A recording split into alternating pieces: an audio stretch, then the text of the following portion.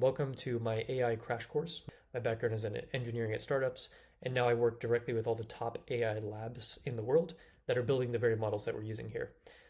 So I want to show you how the most complex tools available in AI today, you might have heard of OpenClaw, for example, lets you run agents 24/7 and do incredible things, are all based on just the simple concept of folders and agents interacting with those folders.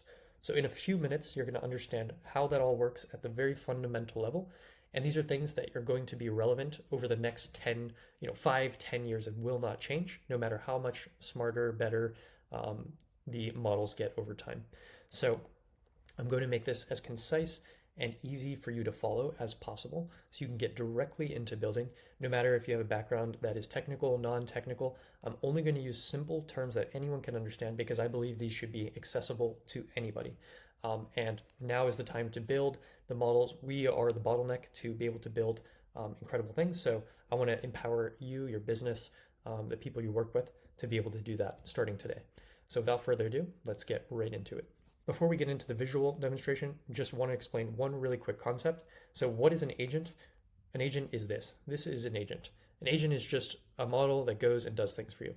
And here's two agents. So, they can do things together. They can give each other information. They can interact with different tools. They can go perform different tasks. So that is what an agent is. So let's get into what the most complex tools look like at the fundamental level. So the way that most people use AI today is kind of like a chatbot where they'll ask it a question or give it a request and it will go and do it. So you might ask it to, write me a love letter. The agent will go, write the letter, bring it back to you and say, here's your letter. And then, you might not like it, so you might ask it to do it again. And there's this back and forth. Instead, the people who are building these extremely complex systems are treating it differently. There's been a fundamental paradigm shift. And by the end of this video, you're going to understand how to do that. So instead of doing this, we're going to move to something slightly different, which is just folders. We're interacting with folders, and that's the only difference. So instead of this, what you're going to be doing now is saying things like this. Can you organize my folders, write a love letter, put it in a folder? This is a very simple example. But you could do the exact same thing about, go into, build an entire application and have it run 24/7. That would just be folders, organized and, more complex, more information, but it's going to be the exact same thing. So an agent is, going to receive that request. It's going to say, okay, let me go into this folder system. Let me organize the folders. Okay, I see this file right here. It has the name file1. So I'm going to put that in folder 1 because that's where it belongs. And then it's going to go to the second one and say, okay, this one belongs in folder 2 because that's where it belongs. And then this one belongs in 3. And then this one has the name 2, for example. So it's going to move it there and it's going to organize everything. It's going to continue to do the next part of the task. It's going to write a love letter and then it's going to put it in the folder. And it's going to say, it's going to ask you which folder it should go into and then put it into that folder. It's going to come back and say, I'm done with the task. So the key thing to understand that's different here is interacting with folders and files. And the second thing is that the agent can handle long horizon tasks. These are long horizon tasks just take more time. They're more complex. They involve multiple steps. So the agents today are capable of this, and it's our job to use them for what they're capable of. So that is the fundamental thing to understand. So now I'm going to show you what that actually looks like in real life. Okay, so let me show you what it looks like in the real world. So right here, I have Claude Code open on my computer, and I'm going to walk you through an example really quick about, let's say you're a business owner who has a book production business and you distribute books. You've got 75 books in production. You've got 500 business customers. You've got 1,500 orders in the queue. All of your data lives on, different websites, different tools that you use. All your customer data is on one tool. And if you think about it, you could put all of this information in a folder and have an AI agent go in and use that to help you run your business.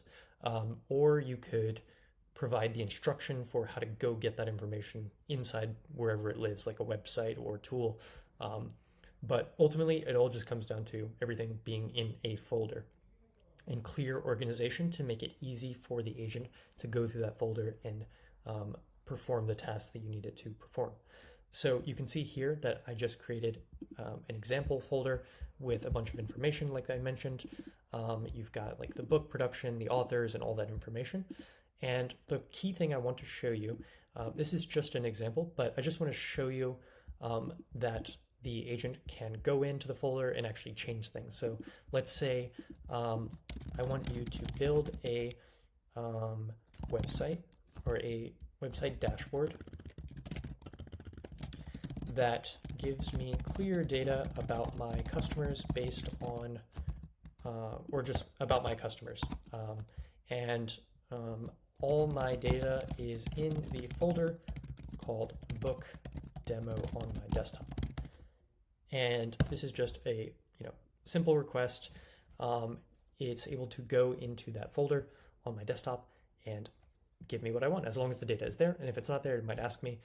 The point is, the agents are capable of incredible things as long as we give them proper instruction, clear guidelines, and that's the key.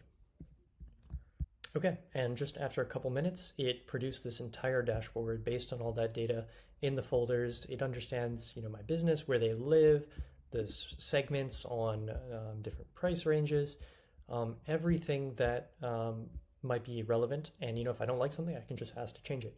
The point is, it went into the files. It's able to change things, build things. Everything lives in a folder. Every application in the world, all the most complex systems are just folders, and these agents can now go into folders, create things, build things. So that's the key thing I just wanted to show you to really, make it really clear. These AI can control your computers and control your file systems. Over the next decade, that's going to be what separates those who are, wasting their time building things that aren't really useful versus those who really get it and are able to evolve as the models get better and better. And really build things that are useful. So the next course is going to be about how to do this well, how to do it in an organized and effective way. This course is just showing you that it's possible and getting you right into actually building your own systems just like this on a smaller scale to start, and then getting better at it and doing more and more every single day. So thanks for joining, and look forward to showing you what's possible.